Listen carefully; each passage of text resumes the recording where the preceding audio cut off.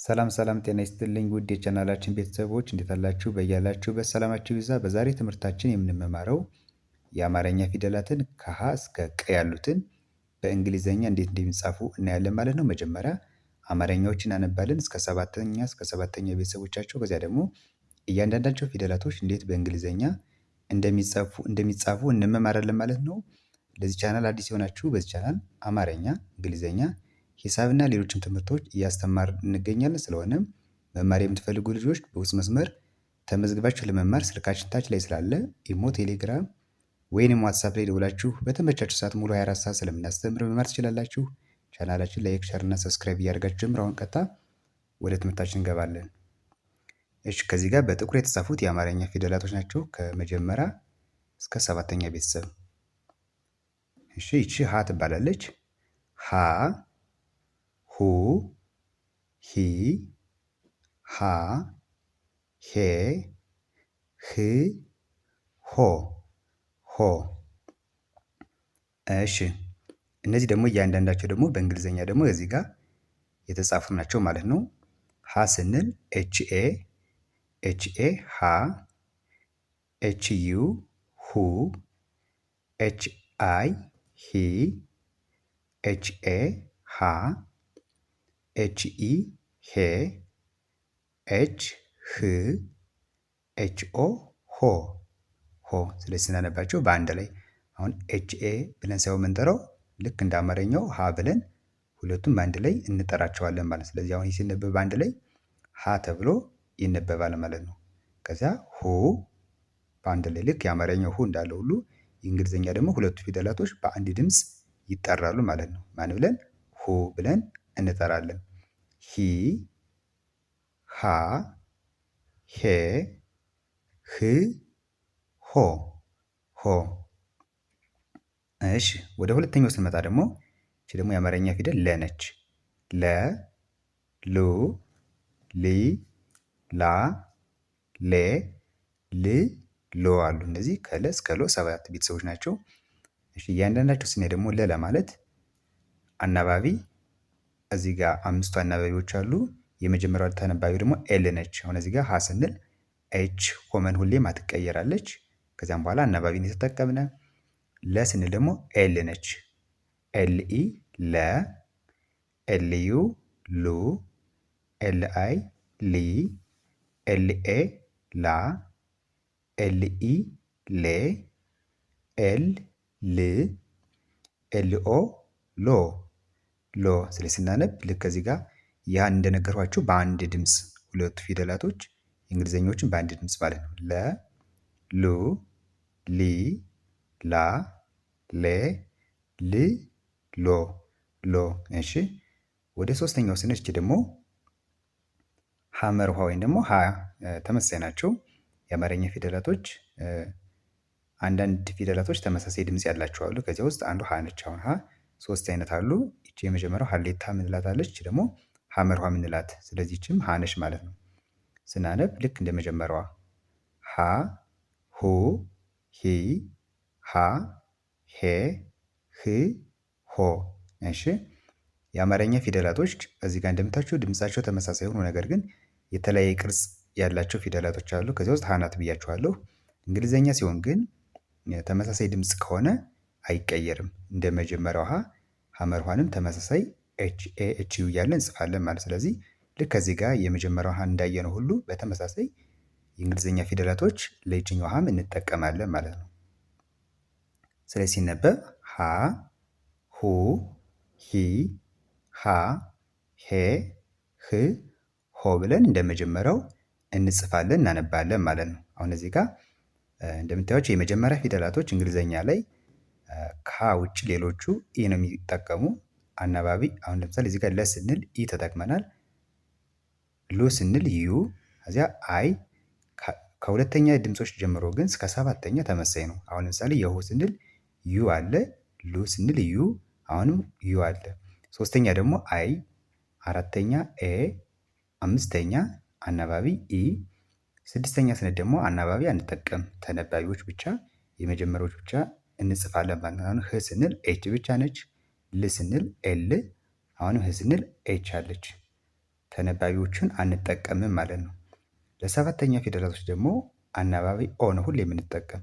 ኤች ኦ ስንል ኦ አናባቢ ነች። ኤል ኦ ስንል ኦ አለ። ኤች ኦ ስንል እዚህ ጋርም ኦ አለ። ስለዚህ አሁን ቀጣይም ስናይ ማስተዋል ያለባችሁ እያንዳንዱ ቤተሰቦች የትኞችን አናባቢ እንጠቀማለን የሚሉትን በደንብ አድርጋችሁ መለየት ይጠበቅባችኋል ማለት ነው። እሺ አሁን ወደ ቀጣዩ ፔጅ እንሄዳለን። ከዚህ ጋር ደግሞ አራተኛ ላይ የምናገኛት መ ነች።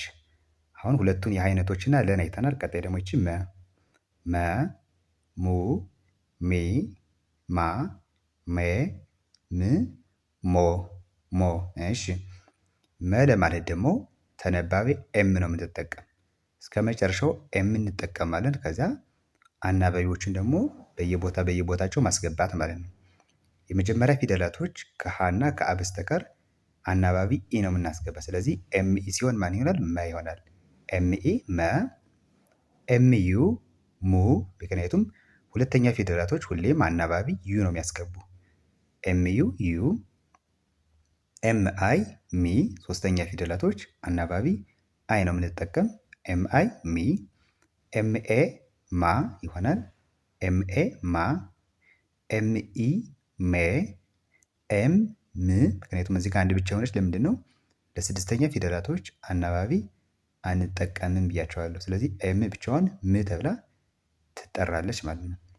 ከዛ ኤምኦ ደግሞ ሞ፣ ኤምኦ ሞ ይሆናል። ስናነብ በአንድ ድምፅ መ፣ ሙ፣ ሚ፣ ማ፣ ሜ፣ ም፣ ሞ ይሆናል። እሺ ቀጣይ ደግሞ ይቺ ደግሞ ሰ ነች። ሰ፣ ሱ፣ ሲ፣ ሳ፣ ሴ፣ ስ፣ ሶ። እነዚህ አማርኛዎች ናቸው። አሁን ደግሞ እንግሊዝኛው ስናይ ሰ ለማለት ተነባቢ ኤስ እንጠቀማለን። ከዚያ አናባቢዎቹን ቦታቸውን መለየት ማለት ነው። ኤስ ኢ ሲሆን ሰ፣ ኤስ ዩ ሱ፣ ኤስ አይ ሲ፣ ኤስ ኤ ሳ፣ ኤስ ኢ ሴ፣ ኤስ ስ፣ ኤስ ኦ ሶ። እሺ አሁን እዚህ ጋር የመጀመሪያ ፊደል አናባቢ ልክ ምን እንደጻፍነው ሁሉ ተመሳሳይ ኢ ተጠቅመናል። ስለዚህ ይቺ ማንሽ በአንድ ላይ ሰ ብለን እንጠራታለን። ሰ፣ ሱ፣ ሲ፣ ሳ፣ ሴ፣ ስ፣ ሶ። እሺ ቀጣይ ይቺ ደግሞ ረ ነች። አማርኛ ፊደሏ ረ፣ ሩ፣ ሪ፣ ራ፣ ሬ፣ ር፣ ሮ። እሺ አሁን ደግሞ እንግሊዘኛዎች እንይ። ረ ማለት አርኢ ረ፣ አርዩ ሩ፣ አርአይ ሪ፣ አርኤ ራ፣ አርኢ ሬ፣ አር ር፣ አርኦ ሮ። ስለዚህ እዚህ ጋር ተነባቢ ማነች? አር ነች። ሁሌም የማትቀየረዋ ማለት ነው። ከረ ጀምረን እስከ ሮ እስከ ሰባተኛ ቤተሰብ ለመጻፍ የማትቀየር ወይም ደግሞ ተነባቢዋ አር አለች። ከዚያ አናባቢዎች ደግሞ አምስቱ አናባቢዎች በየቦታቸው ይገባሉ ማለት ነው። ስለዚህ ስናነብ ልክ እንደ አማርኛው ረ፣ ሩ፣ ሪ፣ ራ፣ ሬ፣ ር፣ ሮ ብለን እናነባለን ማለት ነው። እሺ አሁን ወደ ቀጣዩ ፔጅ እንሄዳለን። እዚህ ጋር ደግሞ ይቺ ደግሞ አማርኛ ፊደል ሰ ነች። አሁን መጀመሪያ ከላይ አንድ ሳይተና ሁለት አይነት የሰ አይነቶች አሉ። መጀመሪያ አየናትና ሁለተኛዋ ደግሞ ይቺ ነች። ስለዚህ ከላይ መጀመሪያ አካባቢ ሁለቱን የሀ አይነቶች እንዳሳየዋችሁ አማርኛ ላይ የተለያየ ቅርጽ ያላቸው ተመሳሳይ ድምጾች አሉ። ቅርጻቸው ግን ምንድነው? የተለያዩ ናቸው ብያቸዋለሁ። እንግሊዘኛ ሲሆን ግን የአማርኛ ፊደል ተመሳሳይ ድምጽ ከሆኑ እንግሊዘኛ ሲሆን ፊደሎች ምን አይሉም? አይቀየሩም። ስለዚህ አሁን ከላይ እንዳየናት ሰው ሁሉ ተመሳሳይ የእንግሊዘኛ አጻጻፍ ይኖራቸዋል ማለት ነው።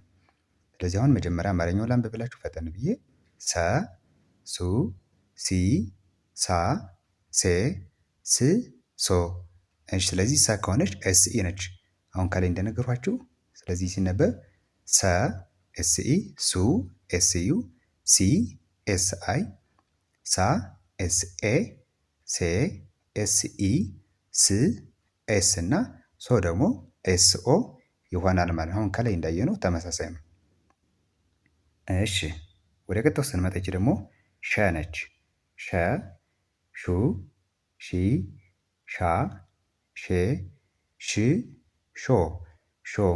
እሺ ከዚህ ጋር ደግሞ እስካሁን ካየናቸው ሸ ለየት ትላለች። በምንድን ነው ለየት የምትል? እስካሁን ያየናቸው ሁለት ሁለት የእንግሊዝኛ ፊደላቶች ነበር የተጠቀምነ። ሸ ላይ ስንመጣ ደግሞ ሶስት የእንግሊዝኛ ሌተሮቹ በአንድ ድምፅ ይጠራሉ ማለት ነው። እዚህ ጋር ሁለት ተነባቢ እና አንድ አናባቢ ሸ ስንል ነው። እዚህ ጋር ኤስ ኤች ኢ ነው። ኤስ እና ኤች እስከ መጨረሻው እንደምታዩት አይቀየሩም። ምንድናቸው? ተነባቢ ናቸው። አናባቢዎቹ ግን እዚህ ጋር ልክ ከጀምረን እስከ ሰ እንዳየነው ሁሉ ቦታ ቦታቸው ላይ አይቀየሩም። ለምሳሌ የመጀመሪያ ፊደል አናባቢ ኢ እንጠቀማለን ብያቸዋለሁ። እዚህ ጋር ያለች ሁለተኛ ዩ ብያቸዋለሁ። እስከ መጨረሻው ተመሳሳይ ነው።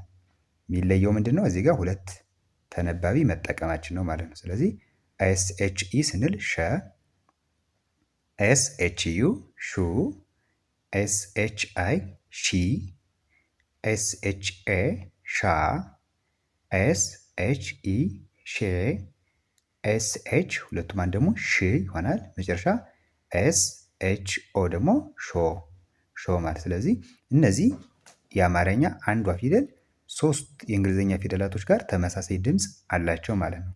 ሲነበብ ሸ፣ እዚያ ሹ፣ ሺ፣ ሻ፣ ሼ፣ ሽ፣ ሾ፣ ሾ ብለን እናነባለን ማለት ነው። እሺ የመጨረሻው እቺ ደግሞ ቀ ነች። ቀ፣ ቁ፣ ቂ፣ ቃ፣ ቄ፣ ቅ፣ ቆ፣ ቆ። እሺ ከዚህ ጋር ደግሞ ቀን ስንጽፍ ብዙ ጊዜ በኪው እዚህ ጋር ኪው አለች። ብዙ ጊዜ በኪው ነው የምንጠቀም። አንዳንዴ ደግሞ ኬ ልንጠቀም እንችላለን። እኔ ዛሬ እዚህ ጋር በኪው ነው ይዤላችሁ የመጣሁት። ኪው ኢ ሲሆን እንደ ቀ እናነባለን። ግን አንዳንዴ ኬ ተጽፋም እንደ ኬ ኢ ሆኖም እንደ ቀ ልናነብ እንችላለን። ከዚህ ጋር ኪው ኢ ሲሆን ደግሞ እንደ ቀ ይነበባል ማለት ነው። ስለዚህ ኪው ኢ ቀ፣ ኪው ዩ ቁ፣ ኪው አይ ቂ፣ ኪው ኤ ቃ፣ ኪው ኢ ቄ፣ ኪው ቅ፣ ኪው ኦ ቆ። ስለዚህ ሲነበብ ቀ፣ ቁ፣ ቂ፣ ቃ፣ ቄ፣ ቅ፣ ቆ፣ ቆ ብለን ማንበብ እንችላለን ማለት ነው። እሺ እንግዲህ በዛሬ ክላሳችን እነዚህንን ከሀ እስከ ቀ ያሉትን የአማርኛ ፊደላቶች ከሰባተኛ እስከ ሰባተኛ ቤተሰቦቻቸው እንዴት በእንግሊዘኛ መጻፍ እንደሚቻል አይተናል ማለት ነው። በቀጣይ ደግሞ ቀሪዎችን የአማርኛ ፊደላቶች ከቀ ወደ ታች ያሉትን እያንዳንዳቸው እንዴት በእንግሊዘኛ እንደሚጻፉ እናያለን ማለት ነው። እነዚህንን ሙሉ 34 ፊደላቶችን በእንግሊዘኛ እያንዳንዱ ከለያችሁ እንግሊዘኛ በተለይ አማርኛ በእንግሊዘኛ ለመጻፍ በጣም ይጠቅማችኋል። ስለዚህ ይህን ቪዲዮ ደጋግማችሁ እዩት። ቀጣይ ደግሞ ቀሪውን የአማርኛ ፊደል ይዤ እስክመለስ እናንተ እንደዚህ በደንብ አውቃችሁ ለቀጣይ ቪዲዮ በጋራ እንገናኛለን ማለት ነው። እስከዚያው ድረስ በያላችሁበት ሰላም ሁኑ።